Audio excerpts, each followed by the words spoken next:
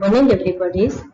It is the part of this respiration. So respiratory system is divided into this two system consist of this trachea and tracheal tree. So main function of this respiratory system, there is exchange of this gas, regulation of this blood pH, receptor for the sense of smell at olfactory mucosa, filter the inspired air, and larynx help in production of this sound. Here you can see this diagram. Respiratory system is divided into this respiratory part that include the lungs and conductive part that include the nasal cavity, pharynx, trachea, bronchi and their intrapulmonary continuation. The conductive part is responsible for providing the passage of the air and conditioning the inspired air. The respiratory part is involved in the exchange of the oxygen and carbon dioxide between the blood and the inspired air. So this one are the subdivision of this respiratory system. So during this developmental, epithelium of the respiratory system is endodermal in origin and cartilage and muscles is mesenchymal in origin. Here you can see there is a two gut tube in front of this foregut. There is a one diverticulum, name is given the respiratory diverticulum. From this diverticulum further divided into these two lung bud, and there is development of this trachea in front of this gut tube, and there is development of this lung. Here there is a two lung bud is there. So this stage is development of the respiratory diverticulum, and esophagus through the partitioning of this foregut at the end of third week. And during this fourth week there is a development of this lung bud and the trachea. So this one are the developmental of the respiratory system. Now the air passage. So respiratory system further divided into this nose, pharynx, larynx, trachea, lungs, bronchi, bronchiole, alveoli of these lungs that are the primary site of the gas exchange. Here you can see this diagram. This one are the terminal division of this bronchus. Here there is a within this lobe, name is given this lobar bronchiole. This one are the terminal bronchiole, respiratory bronchiole, alveolar duct in the alveolar atrium. This one are the alveolar sac in the one alveolus. So this schematic diagram to show about the air passage. Now functionally, the respiratory part is divided into this conducting part and respiratory part. So conductive part or the cleaning part, it conducts the air from the nose to the lung. It also filters the warm and the moisture, the air while it is the passing through it. And respiratory part, spongy respiratory tissue of the lungs across which blood and the air exchange their gases. These are the importance of this two part, conductive part and respiratory part. Now bronchial tree is further divided into the, from the trachea is bifurcate. Here there is to form a primary bronchus, then there is a secondary bronchus, tertiary bronchus, and further it divided into this bronchiole, and then there is a respiratory bronchiole and alveolar duct and alveoli. From above to downward, ऊपर से नीचे जाएंगे तब यहाँ पे जो cartilage है further it divide into the species, then there is a disappear of this cartilage and muscle भी यहाँ पे present है, then there is a absent the muscles at the level of this bronchiole. At the respiratory bronchiole there is absent the muscles and cartilage both, and at the alveoli epithelium is also there is a low in height squamous, simple squamous epithelium. So these are the division of this bronchial tree from the primary or the principal bronchial, secondary or the lobar bronchial, tertiary or the segmental bronchi, and they end in this bronchiole. Then it is further terminal part, there is a respiratory bronchiole and alveoli. So these are the schematic diagram of the bronchial tree. So in lungs, primary or the principal bronchi divide into the secondary or the lobar bronchi. Each lobar bronchi divide into the tertiary or the segmental bronchi, and the segmental bronchi further divide many times and ultimately ends in bronchioles. So these one are the bronchial tree. Now first the nasal cavity and the nasopharynx and larynx. Here you can see this nose, this partition are the hard palate and soft palate. This one are the oral cavity. Between this nasal cavity and oral cavity there is a hard palate, and go posterior to the nasal cavity there is a nasopharynx. This part are the oropharynx and laryngopharynx, and it continues as a esophagus. This portion are the partition between this oropharynx and nasopharynx. This part are the epiglottis, watchdog effect of this epiglottis, and this part are the larynx, and it is continuous as a trachea. So nasal cavity and the olfactory mucosa. So apart from this respiratory system, where you can see this respiratory epithelium are the ciliated pseudostratified columnar epithelium. Here you can see this all epithelium is rest on the basement membrane, and height it is different, and there is a nucleus is looks like a multilayer. So this epithelium name is given the pseudostratified epithelium. So apart from the respiratory function, the nasal cavity serves as the end organ for the smell. The receptor of the smell are located in the olfactory mucosa. So this olfactory mucosa is yellow in color in contrast to the pink color of the respiratory mucosa. It is responsible for the sense of the smell. It consists of lining epithelium of the lamina propria. So olfactory epithelium are the olfactory epithelium is pseudostratified ciliated epithelium. Here you can see this diagram. This one are the basement membrane. This one are this multi-layer of this cells, but it is not a multi-layer, but it is looks like a multi-layer. So all cells are touches the basement membrane. So this type of this epithelium name is given the pseudostratified epithelium. In olfactory epithelium, it's much thicker than the epithelium lining the respiratory mucosa. Within the epithelium, there is a superficial zone of clear cytoplasm below which there are the several rows of this nuclei. So these are the olfactory cells are modified neurons. Each cell has a central part of containing this round nucleus, and this part are the olfactory mucosa. Nasal cavity, it consists of this respiratory epithelium at the pseudostratified epithelium. Posterior part there is a blood vessels and serous gland and the mucous gland. You see this at the dark one at the serous acini. This V means blood vessels, large vein and the artery, and there is a or this also this vein section of these blood vessels. This darker one are the serous acini or the serous gland, and it secrete the serous fluid watery secretion. In this M, this one are the mucosal gland. So here you can see this histological appearance of this nasal cavity. Lining epithelium is respiratory epithelium or the pseudostratified ciliated epithelium, and within this layer there is a serous and mucous gland and blood vessels you can see. In case of this nasopharynx, here you can see this glandular structures, both serous and mucous acini. Respiratory epithelium are this pseudostratified epithelium, and some part there is a stratified epithelium, because when oral cavity it is wear and tear, so here there is epithelium is changed to form a respiratory epithelium to stratified epithelium. In ventricular cavity, this one are the ventricular cavity. True chord, this one are the true chord. Then vocalis muscles, this one are the vocalis muscles, and vocalis ligament. This one are the vocalis ligament. So this section histological appearance of this nasopharynx. Now olfactory mucosa in the roof and the 1 centimeter lateral and the medial wall of this nasal cavity. Mucosa known as the olfactory mucosa. Pseudostratified ciliated columnar epithelium in the lamina propria of this loose connective tissue are the branch tubulo-alveolar olfactory gland of this Bowman's. So mixed mucus and the serous gland, lamina propria merged with the periosteum of this bone, central bone superior concha. So this one are this olfactory mucosa. Now structures of the conducting part of this olfactory mucosa. So here you can see this all cells are touches the basement membrane. This epithelium are the pseudostratified ciliated epithelium. This one are the cilia. This non-ciliated part with microvilli, it is the cells within this goblet cells, within this epithelial cells. This one are the non-ciliated with microvilli cells.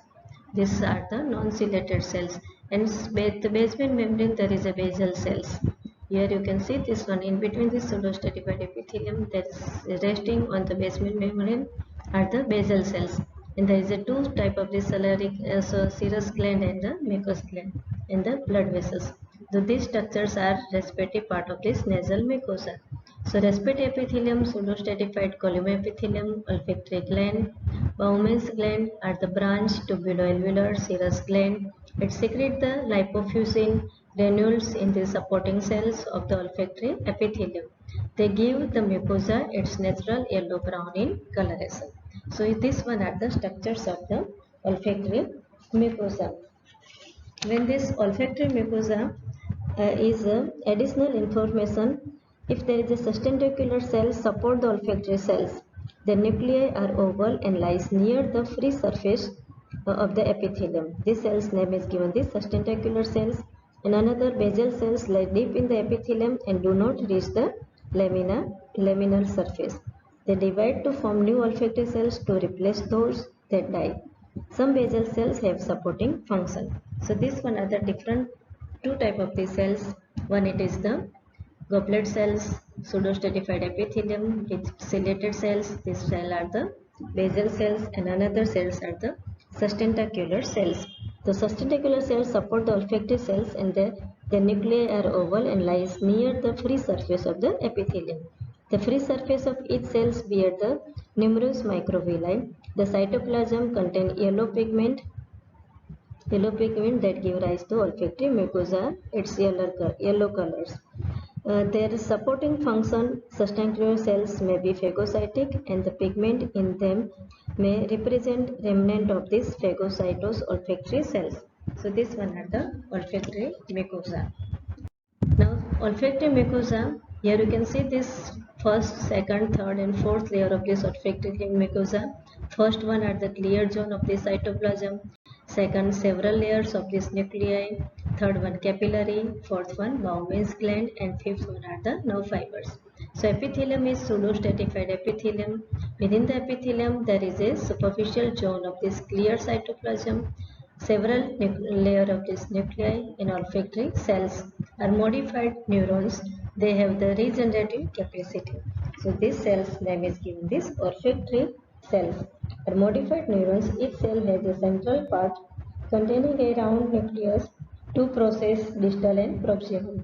Arise from this central part, the distal process pass toward the surface of the olfactory epithelium. It ends in thickening called the rods or knobs, from which a number of these non-motile olfactory cilia arise and project into a layer of this fluid covering the epithelium. Some of them pass laterally in between the microvilli of these adjacent sustentacular cells. So these one are the olfactory mucosa. The olfactory epithelium, here you can see these are the supporting cells, basal cells. This one are the receptor, olfactory nerve fibers. So cells to seen in olfactory epithelium, there is a receptor cells, supporting cells, and the basal cells. Olfactory receptor cells are modified neurons. Supporting cells or the sustentacular cells, it support the olfactory cells. Basal cells lie deep in the epithelium. So these are the olfactory mucosa. Now here you can see this different type of these cells with cilia. First one, there is a cilia. Move the mucus upward. This one are the ciliated cells. So cilia, it is present at the top of this, and this are the nucleus. The cells are rest on the basement membrane. So name is given the ciliated cells. This one are the goblet cells, or the produce the mucus. This appearance are the empty looking space. Here there is a mucus secretion. So these goblet cells. Basal cells give rise to the other type of these cells. This one are the basal cells. It lies deep in the epithelium and do not reach the luminar surface. They divide to form a new olfactory cells to replace those they die. Some basal cells have a supporting function. This one are the granular cells, Golgi stick cells, or the granular cells, or the endocrine cells. This one are the brush cells. Here there is a presence on the surface area there is a brush-like border, and there is a colored cells. So colored cells are the sensor in nature and produce the secretion. So this type are the different type of the cells you can see in olfactory mucosa. So it divides into this lamina propria, respiratory mucosa lined by the ciliated cells, goblet cells, non-ciliated cells, basal cells. These all are the cells within this respiratory mucosa. And lamina propria of this nasal mucosa contain this lymphocyte, plasma cells and macrophage, a few neutrophils and the eosinophils. Eosinophils increase greatly in number in person suffering from this allergic rhinitis. So this one are the clinical conditions when there is a allergic rhinitis. So this second are the larynx. Larynx, it is the cartilaginous models. It is part of this respiratory system. It begins with epiglottis and end at the trachea. Pseudostratified ciliated column epithelium with goblet cells and lamina propria may contain the seromucous gland and lymphatic tissue. So this section are the larynx. So larynx is also the respiratory part. So this epithelium is pseudostratified epithelium that contain this serous and mucous gland and lymphatic tissue. If there is some clinical condition, example common cold or the acute rhinitis. In acute rhinitis or the common cold, the common inflammatory disorder of the nasal cavity that may extend into the nasal sinus. It begins with rhinorrhea, nasal obstruction, and the sneezing. Initially, the nasal discharge is watery, but later it becomes thick and the plurulent. In nasal polyps are the common and are the and are grapes like the mass of the tissue. They are the end result of the prolonged chronic inflammation causing the polyploid thickening of the mucosa. They may be allergic or the inflammatory. They are the frequently bilateral and the middle turbinate is common site. So this one are the applied anatomy related to this olfactory mucosa larynx. Here you can see this slide of this larynx. It is lining the epithelium at the pseudostratified epithelium. Within this lumen there is a cartilage. These are the hyaline cartilage, and it is epithelium at the stratified squamous. So this one are the cartilaginous molars. Within this lumen of this larynx, epithelium are pseudostratified ciliated epithelium. Now epiglottis. So epiglottis, lining epithelium, stratified squamous, non-keratinized, and posterior surface of the epiglottis is lined by this pseudostratified ciliated columnar epithelium. Numerous glands, more number are the mucous gland and elastic cells. Here you can see this slide centrally this epithelium. These are the slide of this epiglottis. In the epiglottis centrally there is a cartilage. This cartilage are the elastic cartilage, and periphery there is a two type of this epithelium. It is considered separately because the section throats are the usually included in set of the class slide. So epiglottis has a central pole of this elastic cartilage, and there is a surface non-keratinized epithelium, stratified squamous epithelium. The greater part of this mucous membrane lined by this stratified squamous epithelium. This one are the non-keratinized, and the mucous membrane over the lower part of this posterior surface epiglottis is lined by respiratory epithelium or the stratified ciliated columnar epithelium. This part of this epithelium does not come in contact with swallow food as it is overlapped by the airy epiglottic fold. Some taste buds are present in this epithelium of the epiglottis. Numerous glands, predominantly mucous, are present in the mucosa deep to the epithelium. Some of them lie in this depression present on the epiglottic cartilage. So these are the slide of this epiglottis. Here you can see the centrally this one are the elastic cartilage, two number are the blood vessels, third one are the gland. So seromucous gland are present, numerous gland, more number of this mucosal gland. And this epithelium, one side there is a non-keratinized stratified squamous epithelium on the oral cavity. Near the on the oral, here there is a protective epithelium. So because of this friction, so here there is a passes the food bolus, so it prevents the for friction. So wearing and clearing, there is a lining the multi-layer epithelium. Name is given the stratified squamous non-keratinized epithelium. On the posterior surface of the epiglottis is lined by this pseudostratified ciliated columnar epithelium. So these are the two different epithelium, and centrally there is a elastic cartilage. So these are the slide of this epiglottis. What is the clinical importance? So in case of this acute laryngitis, this may occur as a part of this upper or the lower respiratory tract infection. Atmospheric pollution like the cigarette smoke, fumes, industrial and the domestic smoke predispose the larynx to the acute bacterial and the viral infection. Example, streptococci and H. influenza cause the acute epiglottitis, which may be life-threatening. In case of this chronic laryngitis, may occur from the repeated attack of this acute inflammation excessive smoking, chronic alcoholism, or the vocal abuse. The surface is granular due to the swollen mucous gland. There may be extensive squamous metaplasia due to heavy smoking, chronic bronchitis, and the atmospheric pollution. So these one are the applied anatomy with the clinical correlation related to the epiglottis and the larynx. Now there is a trachea and the primary bronchi. So histological structures of this trachea and the primary bronchi is the same. Its wall contains the 16 to 20 C-shaped hyaline cartilage which keep the lumen pattern. The gap between the free end of the C is bridged by the muscles called as the trachealis. This one are the smooth muscles. Name is given this trachealis. The trachea is divided into the two principal or the primary bronchus. Now I will continue this slide in section. So you see this bronchial tree, this one are the trachea and the bronchial tree within this lung. So I will take this slide on the next video.